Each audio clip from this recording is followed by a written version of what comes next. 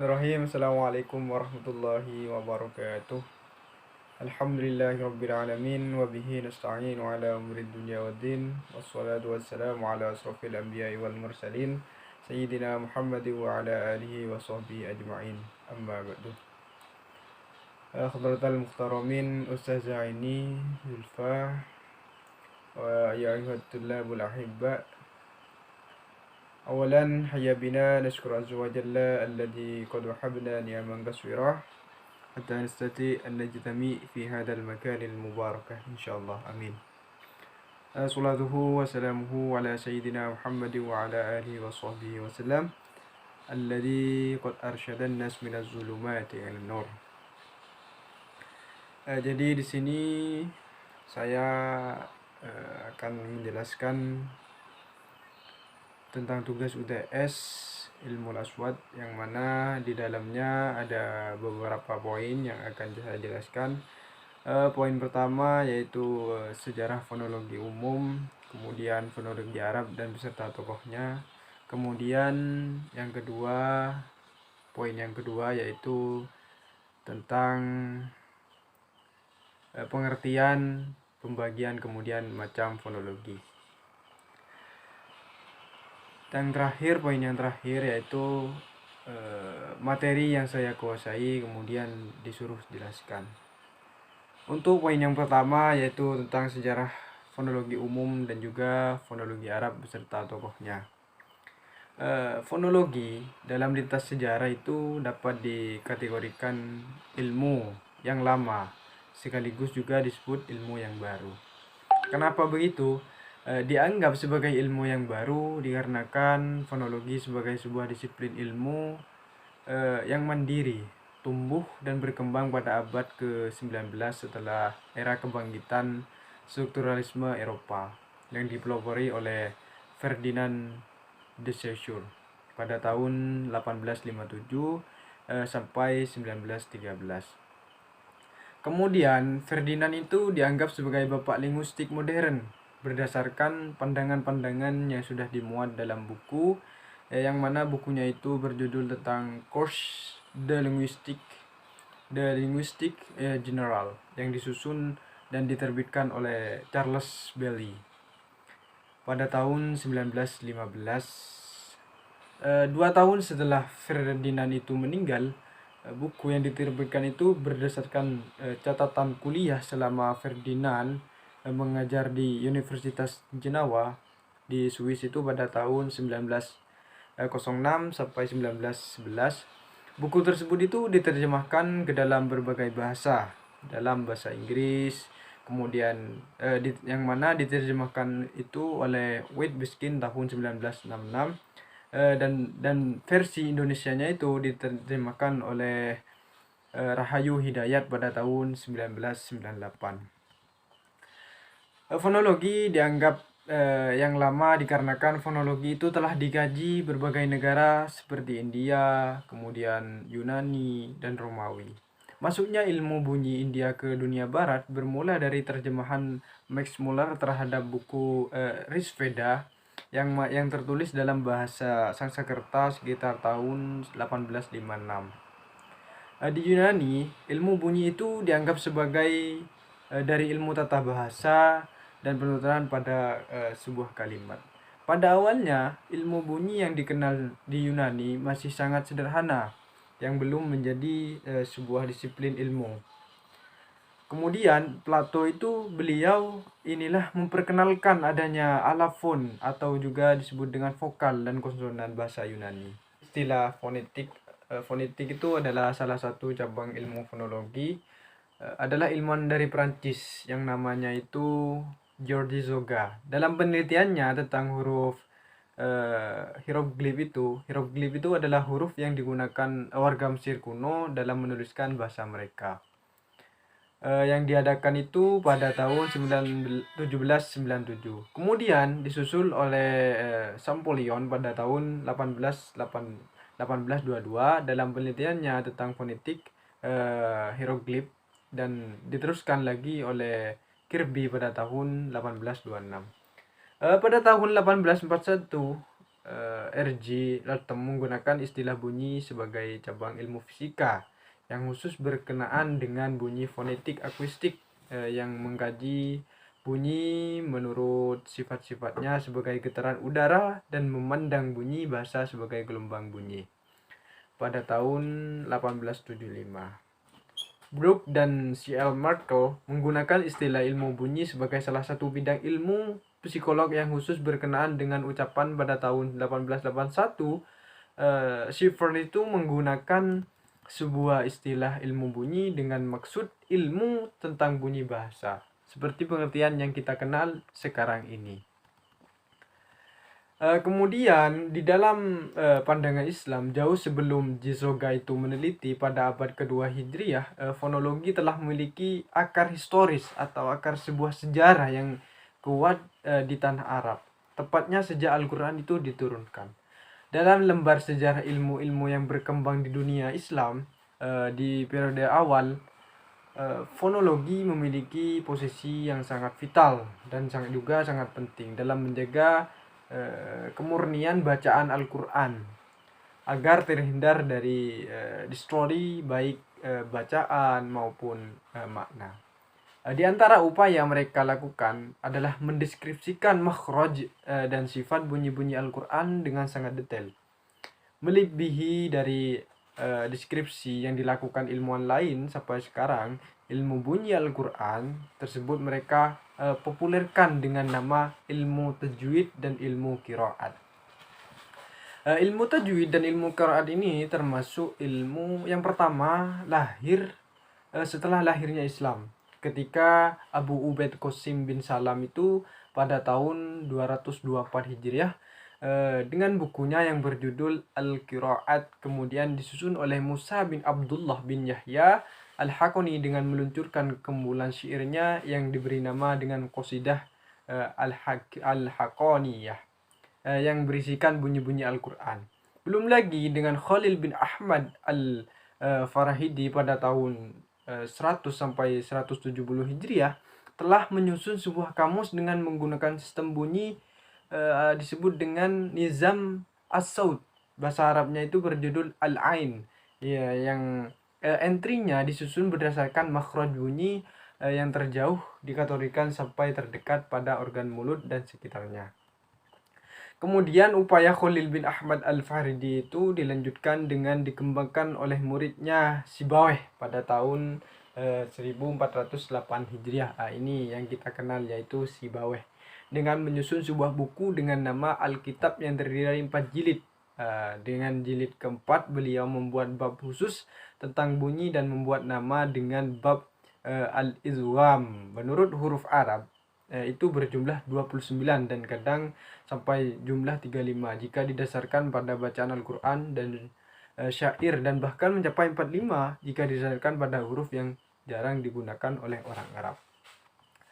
Kemudian Ibnu Sina itu yang lebih dikenal dengan advance di dunia barat, salah satu cendekiawan muslim yang juga mengembangkan ilmu ini, tidak hanya menuliskan pada buku yang berjudul Risalah Asbab Hudus Al-Huruf, namun juga dicantumkan dalam bukunya yang berjudul Al-Qamnun fi Al-Tib dalam bab Tashri' Al-Hanjarat dan Asy-Syifa dalam bab Hasan As-Sam. Ibnu Sina dalam mengulas materi fonologi Arab bukan hanya menerapkan metode analisis fisiologis saja, namun juga menggunakan analisis filosofis yang dikembangkan dalam filsafat, sehingga dalam pembahasan fonologi Arab mencakup berbagai aspek meski tidak sedetail buku-buku fonologi modern. Di pihak lain, Al-Fath Usma Ibnu Jinni itu Al-Mushili wafat pada tahun 392 Hijriah. Dalam bukunya Syirrun Shinna Al-I'rab telah memperkenalkan organ bicara, makhraj, kemudian sifat-sifat bunyi, vokal panjang dan juga vokal pendek, dan berbagai fenomena bunyi seperti tebal, tipis, kolkolah. Belum lagi dengan bukunya yang kedua yang berjudul Al-Khasais yang menggunakan metode sosiologis untuk menjelaskan teori-teori linguistiknya. Hal ini menunjukkan bahwa linguistik Arab juga mempunyai andil yang besar dalam melahirkan ilmu bunyi yang populer dengan nama fonologi. Kemudian dalam poin kedua itu saya akan menjelaskan tentang pengertian fonologi, kemudian macam-macam fonologi dan urgensi fonologi dalam linguistik. Berbicara tentang pengertian fonologi, fonologi itu kan merupakan sebuah cabang ilmu yang mana ilmu tersebut mempelajari tentang bahasa, bunyi, dan proses terbentuknya dan berubahnya bunyi. Dalam interaksi sosial dan berkomunikasi dengan orang lain, fonologi itu memiliki daya tarik sendiri untuk ditelaah lebih jauh. Apalagi jika mengingat banyak bahasa yang Indonesia itu banyak sekali, bahkan setiap daerah sekalipun memiliki bahasa sendiri yang unik. Tentunya hal ini juga akan mempengaruhi fonologi. Di sini ada beberapa tokoh yang mengartikan atau mendefinisikan arti sebuah fonologi itu. Yang pertama yaitu menurut Widi. Menurut Widi itu fonologi adalah tata bahasa yang dipelajari dalam cabang ilmu bahasa, di mana ilmu ini akan menganalisis bunyi bahasa secara umum. Kemudian Widi juga menyebutkan bahwa fonologi memiliki dua cabang ilmu, yaitu ilmu fonetik, yaitu ilmu fonetik kan mempelajari bunyi yang dihasilkan dari bahasa, dan fonetik mempelajari bunyi ujung yang memiliki fungsi untuk membeda arti. Sementara ilmuwan yang kedua atau para tokoh ahli, ilmuwan yang kedua mendefinisikan fonologi itu sebagai bidang linguistik. Itu menurut Khair, bidang linguistik yang tidak hanya fokus mempelajari saja, tetapi juga membicarakan runtunan bunyi bahasa dan menganalisis bahasa tersebut. Berbeda dengan pendapat Ahmad Muwaffaq yang mengartikan fonologi secara umum, yaitu ilmu bahasa yang mempelajari tentang ilmu bunyi. Kemudian apa saja sih objek kajian fonologi itu? Di sini ada dua, yaitu fonetik, kemudian yang kedua itu adalah fonemik. Seperti yang kita ketahui tentang pengertian fonologi sebagai ilmu bahasa yang mengkaji tentang bunyi, ditinjau dari sebuah objek kajian fonologi diambil dari istilah asalnya. Fonologi itu diambil dari kata fon yang bermakna bunyi. Istilah logis diambil dari bahasa logos yang berarti ilmu yang kemudian lahir dua bentuk fonem yang terdiri dari fonetik kemudian fonemik. Apa sih fonetik itu? Jadi fonetik itu adalah sebuah bagian fonologi yang mencari tahu bagaimana bunyi itu dihasilkan. Kemudian fonetik ini adalah bunyi bahasa yang kemudian dilafalkan atau diujarkan dari ucapan manusia. Ada banyak jenis fonetik. Ada fonetik artikulatoris, kemudian fisiologis, organis, kemudian masih banyak lagi di mana masing-masing jenis memiliki fokus peruntukannya sendiri-sendiri. Contohnya itu seperti orang Jawa. Ini kita membahas orang Jawa. Saat menyebutkan kata contoh, ada unsur yang hilang. Huruf contoh itu H. Harusnya contoh menjadi contoh. Nah, contoh dalam bahasa kalimat sebagai berikut. Budaya timur memang kontras dengan budaya barat. Contohnya dalam hal berpikiran. Nah, fonetik itu sendiri dibagi menjadi 3 jenis.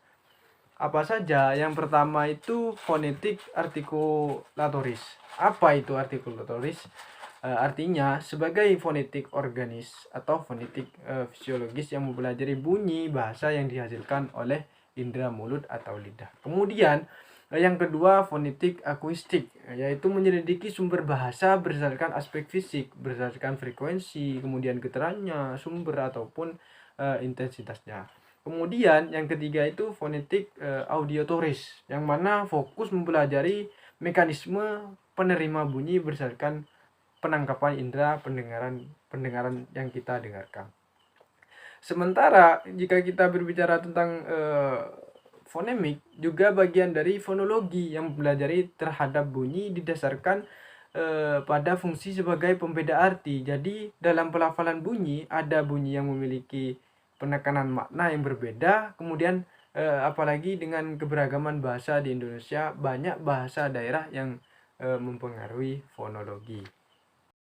Kemudian poin yang ketiga tugasnya yaitu menjelaskan sebuah materi yang sudah kita pahami. Di sini saya akan menjelaskan materi yang sudah saya pahami yaitu tentang produksi bunyi bahasa. Definisi dari kata produksi itu adalah menghasilkan. Sehingga kata produksi jika dikaitkan dengan bunyi bahasa dapat diartikan sebagai menghasilkan bunyi. Dalam memproduksi bunyi bahasa itu terdapat 3 faktor utama yang terlibat. Yang mana faktor yang pertama itu tentang sumber tenaga. Sumber tenaga itu contohnya seperti udara yang dihembuskan oleh paru-paru. Kemudian faktor yang kedua itu alat ucap yang dilewati udara dari paru-paru. Contohnya seperti batang tenggorokan, kemudian kerongkongan, rongga mulut, dan juga rongga hidung. Kemudian faktor yang terakhir itu adalah artikulator. Inilah yang sangat penting, hal yang sangat penting yang perlu diperhatikan dalam bunyi bahasa, yaitu artikulator atau juga disebut dengan penghambat. Proses pembentukan bunyi bahasa dimulai dengan memanfaatkan pernafasan sebagai sumber tenaganya. Pada saat kita mengeluarkan nafas, paru-paru itu menghembuskan tenaga yang berupa arus udara. Kemudian arus udara itu dapat mengalami perubahan pada pita suara. Arus udara dari paru-paru dapat membuka 2 pita suara yang merapat hingga menghasilkan ciri-ciri bunyi tertentu.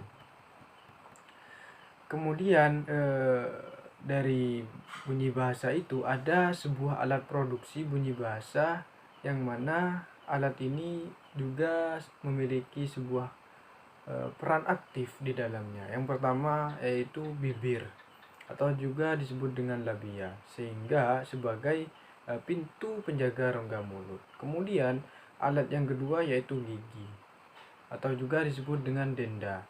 Dibedakan menjadi 2, yaitu ada gigi atas kemudian ada gigi bawah. Yang ketiga yaitu langit-langit keras atau juga disebut dengan platum.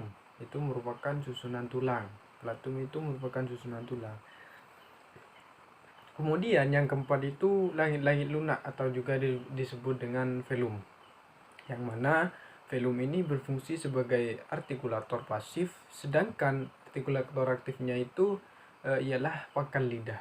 Kemudian gusi atau juga alveolum berfungsi sebagai artikulator pasif, sedangkan artikulator aktifnya adalah ujung lidah. Jadi artikulator aktif itu di bagian lidah. Bunyi yang dihasilkan oleh gusi disebut bunyi alveolar. Kemudian alat yang sangat memiliki fungsi yang sangat penting yaitu lidah, berfungsi sebagai artikulator aktif. Ini yang sangat, atau juga disebut dengan tangwi. Yang kemudian rongga kerongkongan berfungsi sebagai saluran makanan dan minuman. Pangkal tenggorokan adalah rongga pada ujung pipi pernafasan. Kemudian yang terakhir itu alat dalam bunyi bahasa itu adalah paru-paru untuk pernapasan.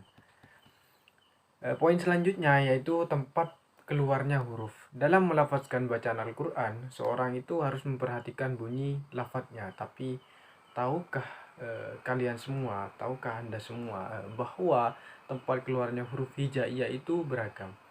Dalam ilmu tajwid memang terdapat perbedaan tempatnya keluarnya huruf. Menurut Imam Ibnu Al-Jazari, makhraj huruf Arab secara terperinci tempat keluarnya huruf hijaiyah itu ada 17 tempat, dan bila diringkas ada 5 tempat.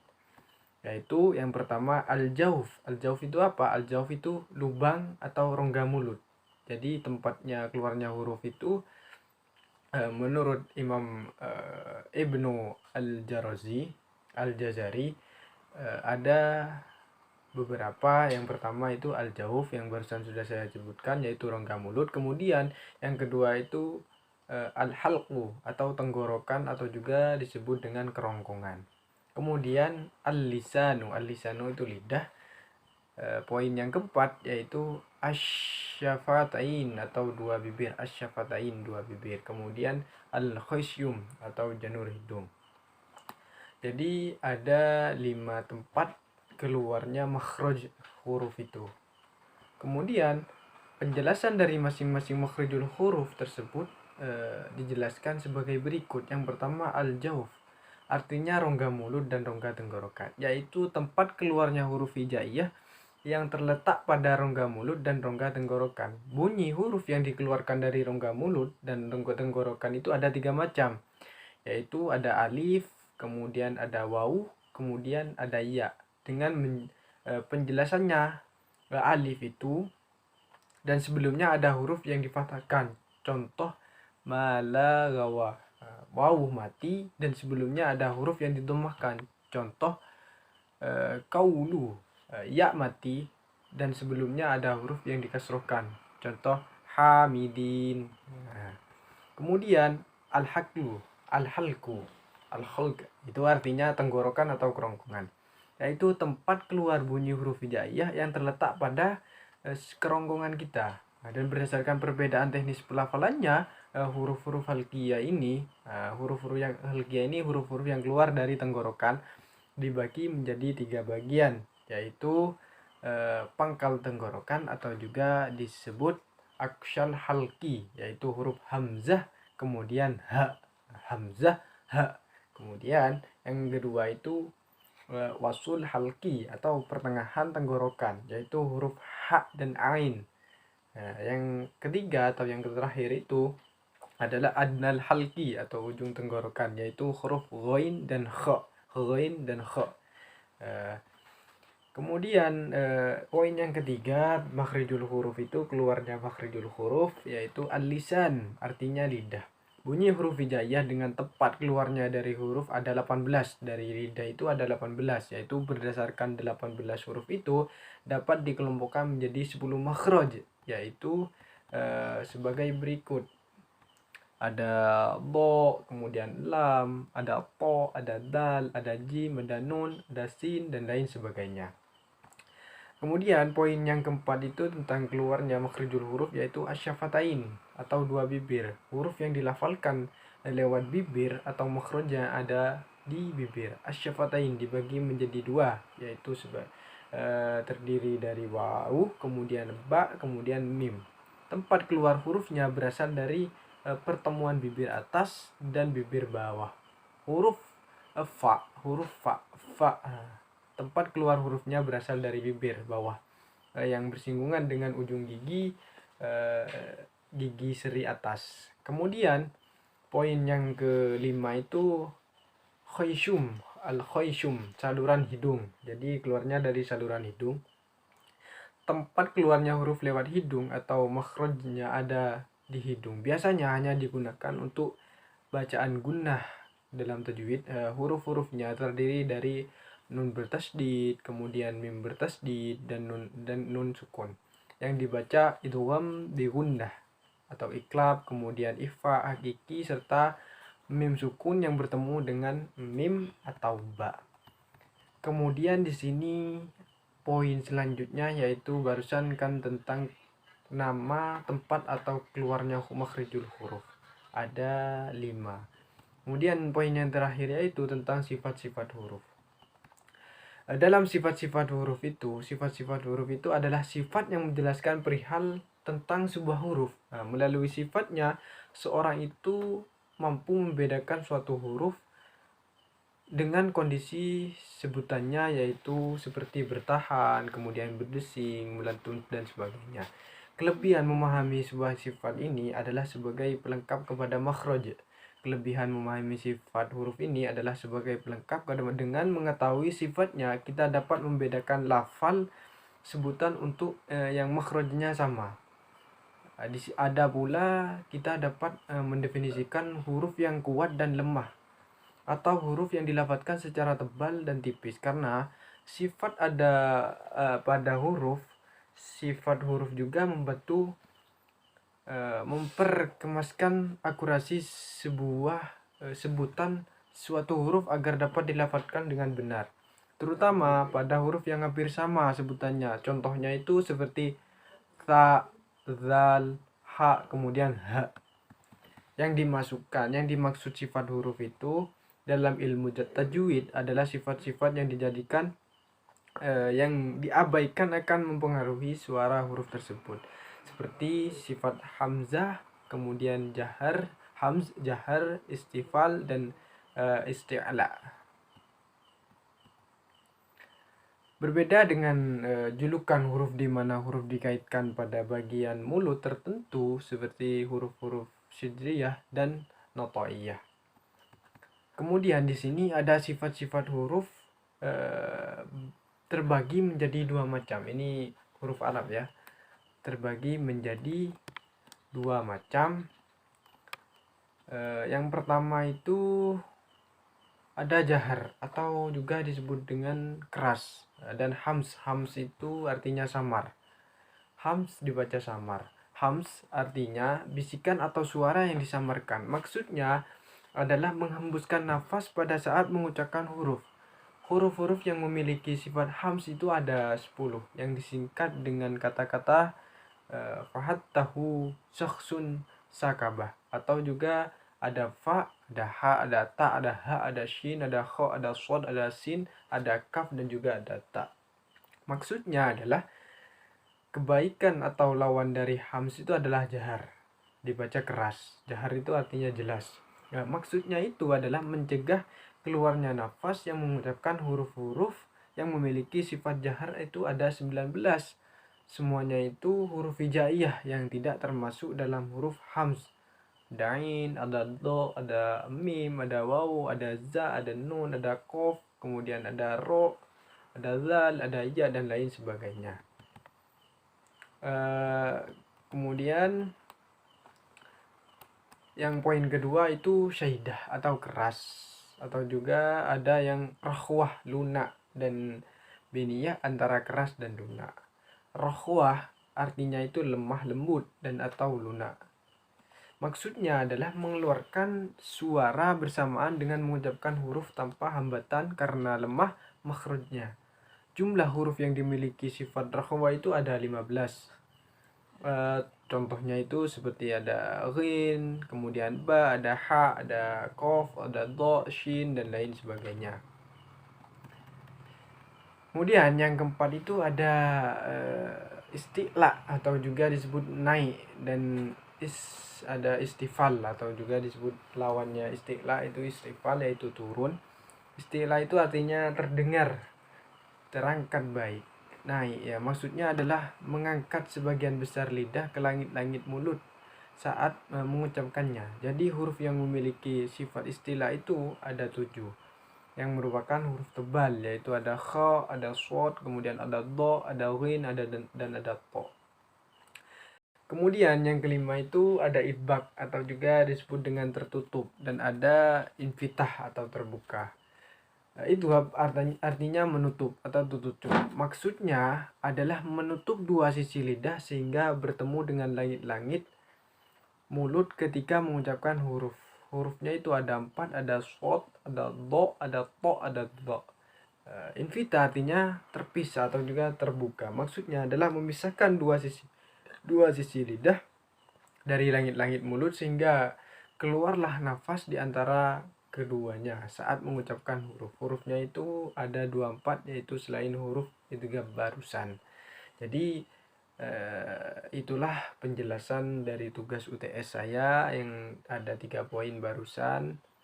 Mungkin apabila ada kesalahan atau kehilafan dari apa yang sudah saya jelaskan, mohon maaf yang sebesar-besarnya. Akhirul kalam, wabillahi taufiq wal hidayah, ihdinas siratal mustaqim. Wassalamualaikum warahmatullahi wabarakatuh.